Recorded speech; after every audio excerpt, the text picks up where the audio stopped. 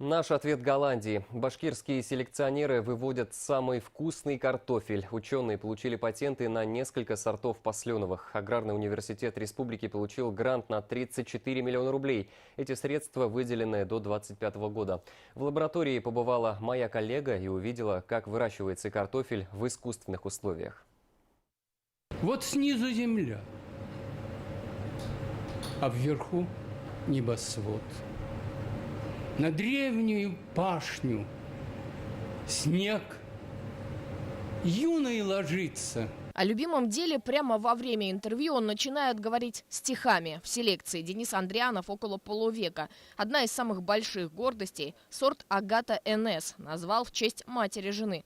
А еще есть Елена, это сестра. Работа как вторая семья селекционера. Путем скрещивания, путем подбора родительских пар и включением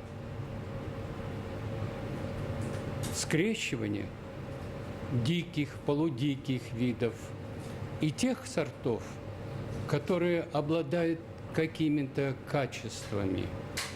3 высокоурожайных сорта сейчас получают патенты – Агата НС, РВЛ и Ирендык. Ранее госсорткомиссия подтвердила право БГАУ на изобретение Бирского, Елены и Алексеевского сортов.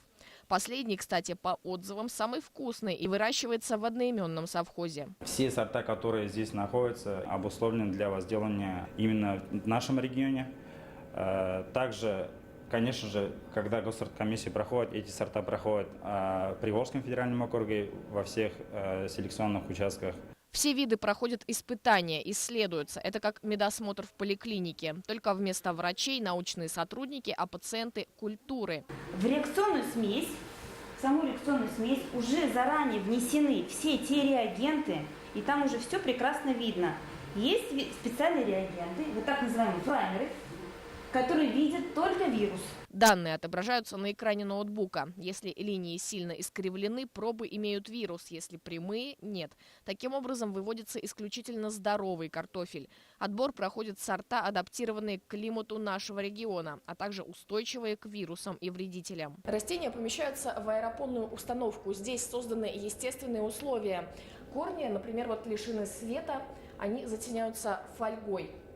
Эти растения безвирусные, а значит, где-то на огороде они не будут болеть как минимум 5 лет. Сейчас разрабатывается еще один сорт – башкирский. Между собой ученые называют его бессмертным.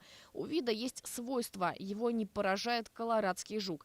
Всего же в аграрном университете сейчас почти 400 видов культур. Пока они пронумерованы. Имя сорт получает, когда проходит испытание. Лилия Курбанова, Ильнур Ямагулов, Азат Тузбеков. Новости Уфа.